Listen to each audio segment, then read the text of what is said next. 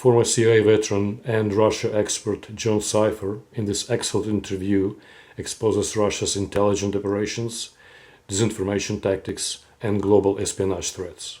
So, John, you spent 28 years in the clandestine service of the CIA serving overseas, including in Moscow. And a lot of people these days are talking about Russian intelligence. It seems that the Russians are actively doing more now than they have in years against the United States and our European allies.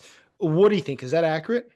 It's definitely accurate, but the fact is that Russia and the Soviet Union before them have had a worldwide intelligence service. So it was one of the few places, one of the few services that has that kind of reach. And so one thing that was able to stay over from the Soviet days after the fall of the Soviet Union was the security services and intelligence service because they ran the Communist Party's money. They knew where the bodies are buried. So even though much of the government fell, the key players in the intelligence services remained in place and continued to work through the 1990s and gained power even more when one of their own, Vladimir Putin, was made prime minister and then president of Russia. And so, unlike other countries with a small economy like what Russia has, the size of Italy or something, it nonetheless has a worldwide network of intelligence professionals, much larger than, much wider network than a country their size or their relative power should have. So yes, and so in one sense, it's becoming more aggressive in recent years. Vladimir Putin sees the West as a main enemy and has been engaged in assassinations and disinformation and subversion and deception operations around the world. We've seen them all even in just recent years. But it's something they've done for the last 100 years, frankly. And Vladimir Putin is, in some ways, he calls himself a proud Chekist, which that was the name of the Cheka, the original Bolshevik security service. And so, yeah, Russia is a threat, and its intelligence services are probably the key weapon for the Kremlin, unlike other governments where the intelligence service is a value add that just provides information to the leadership. So, a lot of news recently has been discussing the fact that Russia might be trying to influence people, even those people that work in the White House or around the White House. Now, just tell me, let's look at it from the flip side. Obviously, you worked for the Americans, but if the Russians were trying to do this or are trying to do this, how would they do that? How would you have approached it if you were in their shoes and trying to get close to these people? What sort of things do you look for, or what do you offer them? How does this all work out? Well, so to go back again to the history of this, the Russians often tried to create false stories and press false narratives to their enemies to try to keep their enemies weak, off balance, chaos. If there's chaos amongst your enemies, if there ever is a flare up, you're in a stronger position. And so during the Cold War, they would create these fake stories and try to pump it into our news system. If you recall, they tried to create the story that the U.S. Defense Department had created the AIDS virus, for example. And so there's a variety of these things in trying to get involved in elections and stuff. And it's continued on, and it's a key portion of what they do today. So an intelligence service in the West are usually about collection and then analysis. And so what we do is we try to collect information, whether it's from diplomats or satellites or spies. That information is then put to a professional analytics service, which then puts that together to try to make policymakers make better decisions because they have more information on what's happening abroad. Yes, the Russians have that as well. They do get involved in espionage. They run sources around the world. They try to figure out what's happening, but they also have a very aggressive part of the organization, maybe the more important part, that domestically make sure there's no opposition to Putin or to the Kremlin at home. Repressive part of the security services was quite large and quite powerful. And then overseas, they also get involved in these things I mentioned before: subversion and disinformation and misinformation and agitation and supporting right and left wing groups that could threaten, getting involved in election interference, all of these type of things. And so that's a critical part of Russian intelligence. Whereas my job overseas was to try to find people who had access to secrets that the US government believed it needed to make better policy, and then try to find, of those people, what subset might be willing to spy for us, work for us secretly to provide that kind of information. So how does that sort of targeting work? Or how would the Russians do their targeting when looking at potential American assets? Yeah, that's interesting. So because their remit is wider, they're looking at wider things. So as whereas I go, name your place. If I'm going overseas and I'm trying to find out what the Iranian nuclear program is about, we're going to try to like, okay, who are the people that might have access to that information? We'll try to look for them, target, like you said, are there scientists that travel abroad? Are there people, policymakers that have family that we can get in touch with to try to get in touch with someone to see if we can find someone who has a need and might be willing to spy for us. The Russians are doing that too, but they're also looking for people to push their misinformation and disinformation. So you can imagine now when you see the Trump administration, who seem to be very pro Putin, very pro Kremlin, especially President Trump, they're going to be doing a variety of things. They're going to be doing everything from listening to his phones, trying to determine who it is that has influence on him, what kind of, how does he get information? Does he read it? Do people tell him?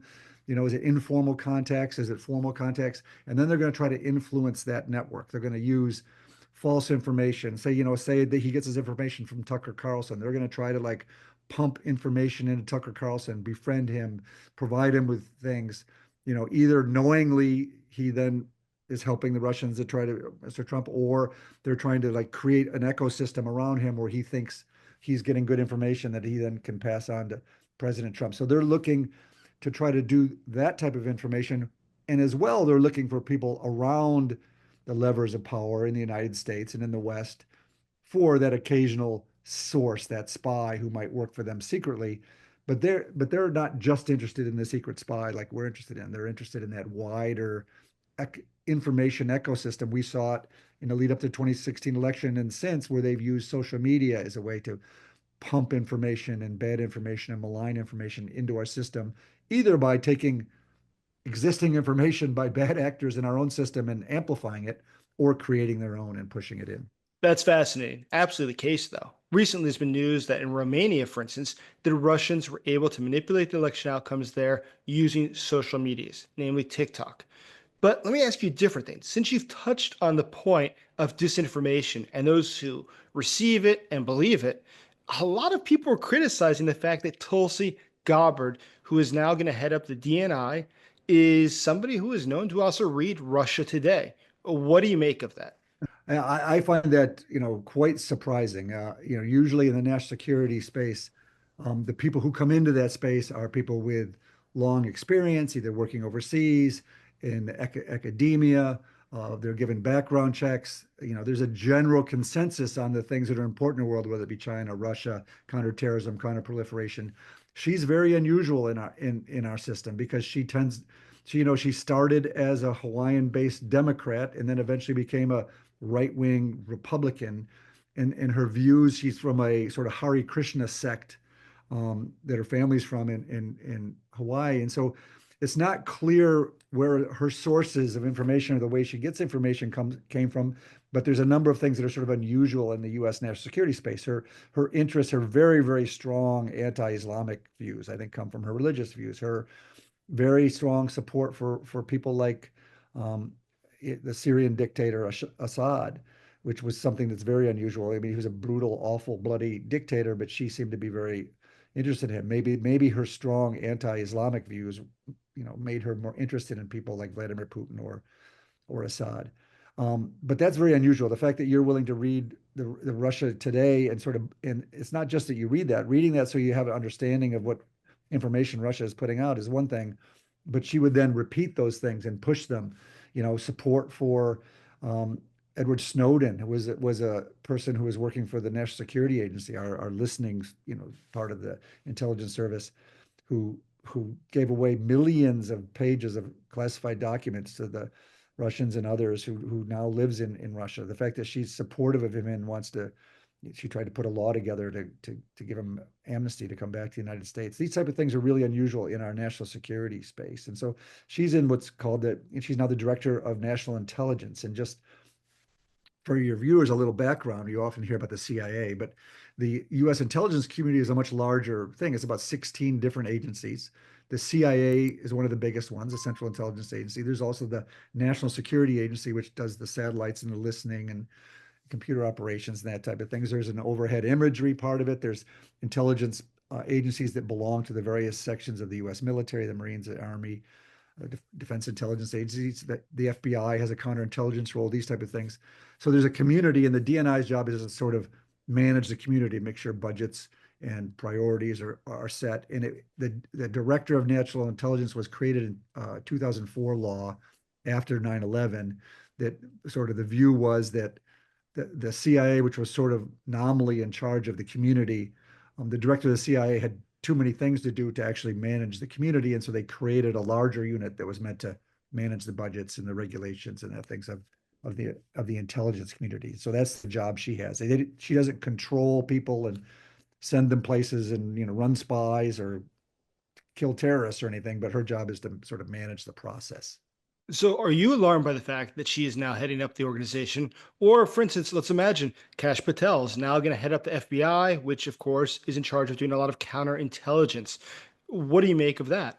Yeah, well, I think they're both horrible decisions. I think even just in a bureaucratic sense, these people don't have the experience. They've never run large organizations. These are large, multi-people, uh, complicated and operations that do lots of things around the world. If you've never even managed a group of 10 people, how do you manage groups of tens of thousands?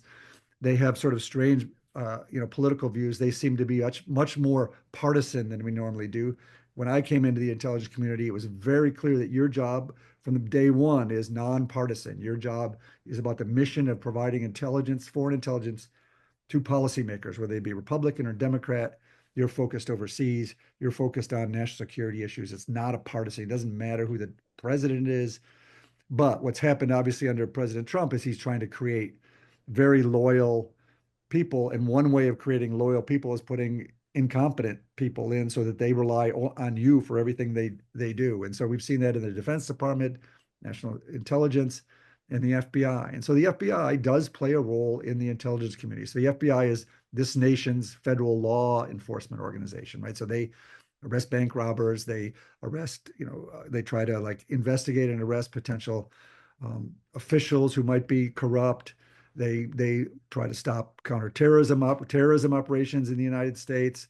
They arrest, criminals involved in federal crime, but they also have a big role in the national security and intelligence space in the fact that their job is to uncover and thwart foreign intelligence services trying to steal from the United States or trying to influence the United States. So Russia, China, Iran, North Korea, all these places that are very involved in trying to either cause trouble in the United States or, engage in espionage in the United States. It is the job of the FBI to track them, understand them, thwart them.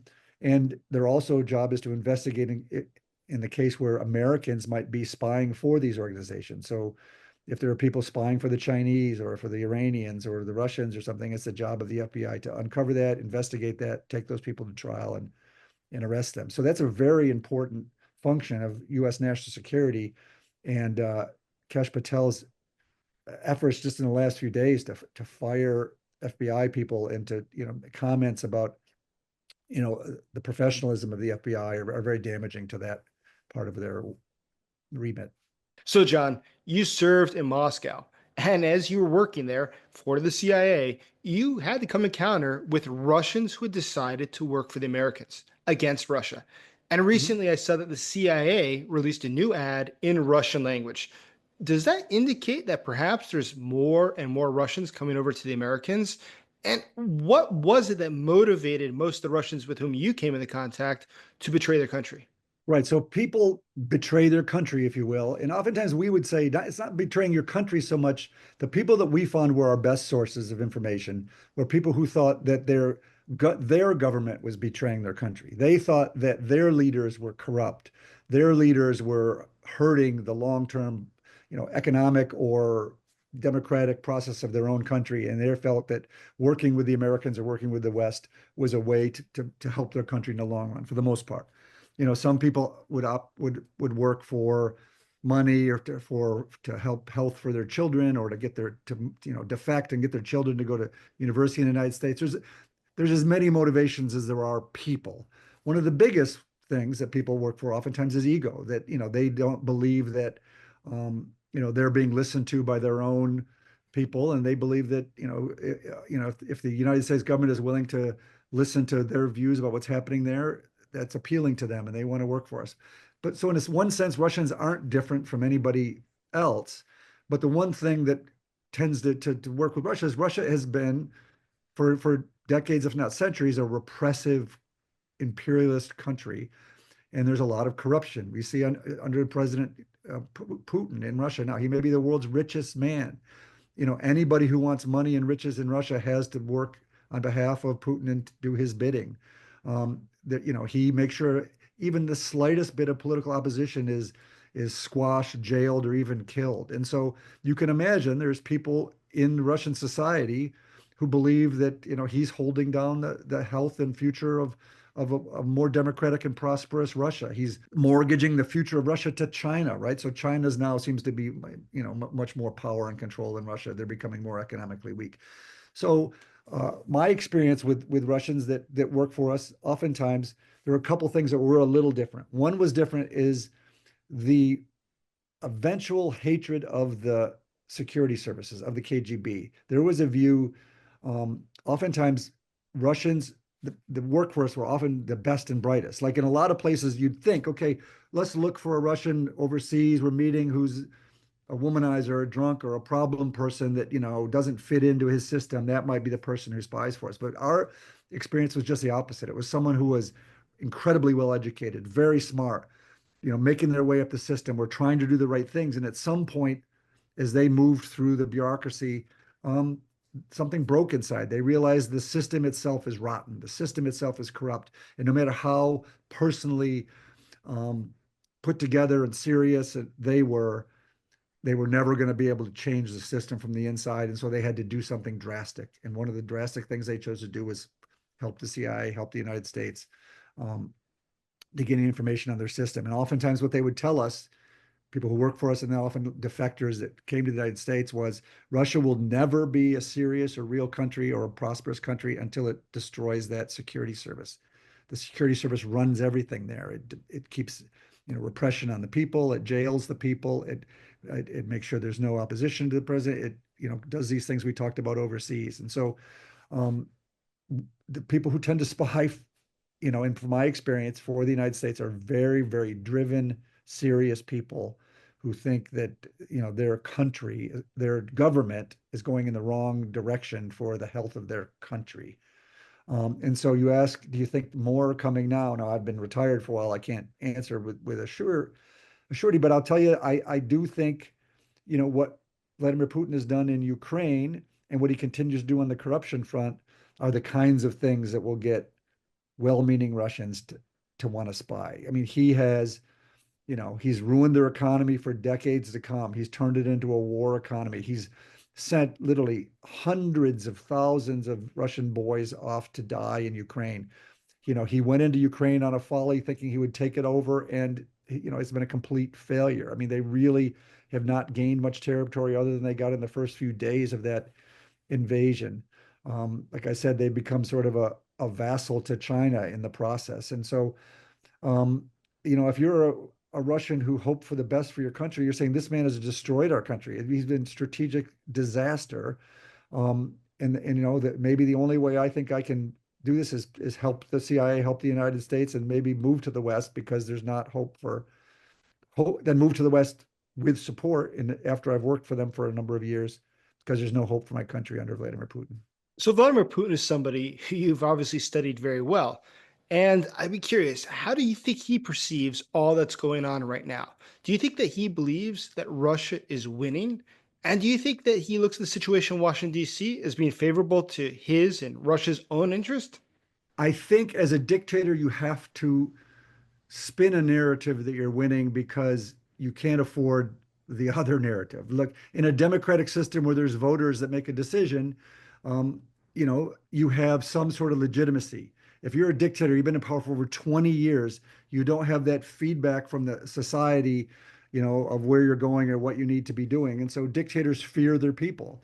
And so they understand that, to stay in power, he has to control the people around him, the money, the security services, to keep repression on. But he also has to fear that, those same people could be a threat to him in the future. And so is he winning? I think he's got to create that false narrative. And you can see, you just asked me about Tulsi Gabbard and these people, that a number of people have bought that narrative that, oh, Russia is incredibly powerful, that Russia is inevitable to win. It's a big country. We should just give in to them. We should let them have Ukraine because there's no pushing back. Russia's winning. Russia's pushing forward. I don't think that narrative is accurate. I think, like you said, that they're losing oftentimes more people in a single day for the last several years than the U.S. lost in Afghanistan in 20 years. You're talking thousands of people a day. I mean, it's up to as many as 700 or 1,000 people, 700,000 people, more people than the United States has lost in all wars since World War II. In this folly to go into Ukraine, and where he's gained essentially no more than land than he had before, and so I think he's losing, and I am very upset at the previous administration and this administration that we're not supporting Ukraine more, because I think not only could we help Ukraine, but Ukraine could win, and Putin could lose. And now I'm worried, with the new administration, that that's going to be turned on its head. And so, does he believe he's winning? He has to, even though he's not. And does he think this administration is a benefit for him and will help him win? Yeah, I think that's his gamble. I think he's always he stepped into a minefield, and the only thing he had to do was keep going, hoping the other side would fumble or do something wrong. And the election of Donald Trump, in my view, is something wrong. So now he does have an opportunity, because we have a Western, or excuse me, a United States administration who looks fondly on Russia. They do see it as a powerful country that we can do business with. They don't seem to care about smaller countries. President Trump seems to have this personal animus towards Ukraine. And so I think in that sense, I think Vladimir Putin believes that perhaps, he's been pulled out of the fire and this is an opportunity for him. But there are landmines ahead. It may not be as easy as he thinks. President Trump is not very well cut up on the intricacies of this, and he may find out that Vladimir Putin wants more than, Trump wants to do a fast, quick negotiation that he could say he wins. And I think Putin wants more than just the land he's taken so far.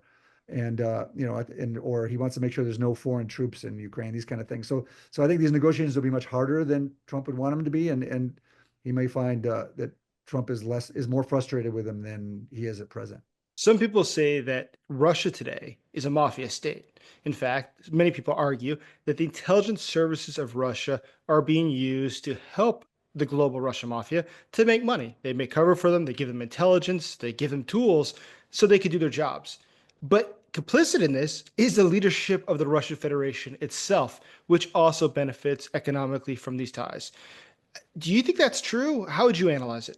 Well, I'm sure academics, look at these kind of states in different ways. There's a number of different terms for states like this. It's a dictatorship, authoritarian state. But yes, I mean, in many ways, you can argue that Vladimir Putin is essentially, a kid from the block, gangster mentality, former intelligence official who believes the might of the right, and he's also in the tradition of Russian czars and leaders, imperialistic, who believes that they should control the whole area around them.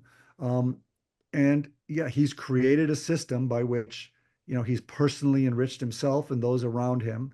They have an agreement with, or in a relationship with, criminal groups, both around the world, to support Russian policy in Europe and things. He supports left-wing and right-wing criminal groups to try to destabilize governments there, but also his own criminal groups.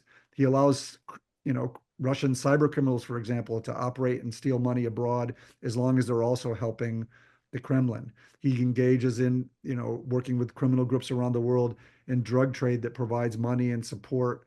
And so you can't, like you could in other countries, sort of disassemble, the state from criminal groups, from corruption, from sort of the personality of Vladimir Putin. These things all go together. And when you ask me why people would work for the CIA in Russia, it's that, like, why would you, at some point, your system is so dirty and so corrupt and so entangled with crime that, if you actually have a heart and believe that Russia should be something better, that could be one of your answers of how to influence it. So some people, such as David Satter, a well-known scholar on Russia, have said that Vladimir Putin himself probably ordered the apartment bombings in Moscow, leading to his rise in national popularity, which eventually brought him to become the president of Russia. Additionally, others have said that Putin was probably involved in some of the hostage takeovers, which happened back 20 years already, where Chechens were blamed for taking hostages, who many of which died being saved by the Russian authorities. Do you think that Putin or the FSB was involved in these sorts of things? Yeah. Um, First of all, yeah, I know David Satter. He's a friend. He's obviously very focused on this. His thesis, which he has a lot of information for, is that Vladimir Putin used the security services to try to maintain a strong power hold by pretending that Chechens or terrorists were engaged in terrorist attacks in Moscow and in Russia. And there's a lot of evidence to suggest that those apartment bombings where innocent Russians died might have been tied to the state and perhaps Vladimir Putin himself, because he ran at that time the FSB, the Internal Security Service. Um, it's one of those things, and Satter says it himself. In It's one of those things that's just so hard for a normal person, a Western person, or anybody to think that that's possible, that you would do that to your own people. But to understand Russia, you often have to put aside those things, because things like that or crazier than that have happened before. In the Cold War, they would test nuclear weapons on Russian villages. They would drop them on. I mean, there's a history of things like that. So it's not completely inconceivable that that happened. I, of course, don't have enough information to say for sure whether that happened or not, but there's enough ugliness in Russian leadership over the years, but certainly Vladimir Putin to suggest that. In terms of hostage taking, it's not even a question. We've seen it. There's Russian officials. There's a Russian assassin in Germany that was caught, and so he had to figure out a way to get him back. And so they would just arrest Americans who happen to be in Russia on trumped up fake charges and use them as hostages to trade to get people back. And he's got back arms dealer Victor Boot. He's got back drug people. He's gotten back assassins that worked on behalf of that. And in one sense, it's sad that our government has to play that ugly game to get Americans back. But Vladimir Putin is a cold, calculating, nasty person, and until he's dead or overthrown, that's sort of the game we're going to have to play, I guess. So, John, some people say, though, that Russia could be our friend. In fact, there's some people arguing that China is our real enemy, and the Chinese Russian relationship is far more dangerous to us than it is to just become closer to Russia. Why should Russia be against us? We should be with Russia. Ukraine should be forgotten. What do you make of that logic? Do you think that the Russians truly want to be friends with us, or are we being led along? That's a complicated question. Vladimir Putin has shown an absolute distaste for Western values, the Western run world order. He wants to overthrow that. You can argue Russia's a loser of the 21st century, and so he wants to do anything he can to overthrow the system. I think he despises Americans and American leadership. But at the same time, I think he understands that the U.S. is the largest, most powerful country in the history of the world, and therefore he wants to be seen as a world leader of that stature, and he wants someone like the U.S. president to come to him and meet, like they did in the Cold War days of symmetry, were the two most important people. So he wants to be seen on the world stage, to be kowtowed by the United States. And so in that sense, friend, yeah, I think he wouldn't mind, a better relationship with the United States, one that's on his terms, where he can control his sphere of influence, which includes Ukraine and perhaps other places. And we let him have that sphere of influence, and we don't get involved in his internal relationships. But so in that sense, yeah, I mean, he would like us as a quote unquote friend, whatever that means. But frankly, to be a real partner of the West and the United States, I think he has to be out of power, frankly. In terms of the issue of China, yeah, China has come to his aid. They've supported him in some ways. I don't know why. I mean, he's a loser in the 21st century. China's a winner. He wants to overthrow the system. China wants to own the system. I certainly hope that we don't have to create a system where China becomes our biggest enemy, as you said. But it's obviously our biggest challenge. It's a far, far more powerful, bigger, more important country. economically, potentially militarily and politically, and it's going to be critical for us in the West and other countries to deal with China and as it grows and it starts to take over this role that it hasn't played in the past politically and militarily.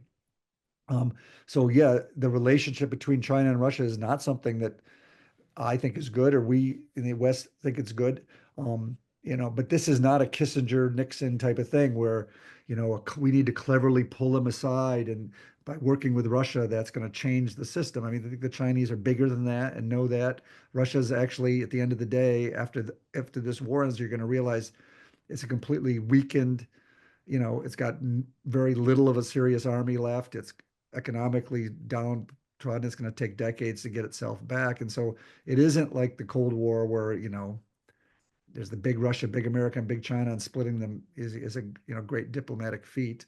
But that said, we don't, there's this axis, of Russia, Iran, and China working together, which is something that should be pushed back against, but they can be done sort of individually as we deal with each of them on a variety of different issues that don't involve each other. So let me ask you one last question. Since leaving the CIA, you've started your own company, Spycraft Entertainment. What is that about? Yeah, interesting. So for the last 6 or 7 years, I've created a production company. Usually Hollywood, when it does espionage related movies, they come and they ask national security people after the fact, after it's been written and produced, to come in as consultants to sort of help with, what do people look like? What do the offices look like? That type of thing. What we wanted to do is work from the beginning to work with writers and producers to build content, either our own stories, uh, intellectual property that we're aware of, or creating our own sort of, authentic espionage stories. And so in the process, we have a production company that works with Hollywood to try to create more authentic movies, television shows, streaming series, podcasts, that type of thing. And one of the things I've learned, as crazy as the intelligence community is, Hollywood is even crazier. And things move slowly and not in straight lines, but it's interesting and it's creative, and it's been a fun journey.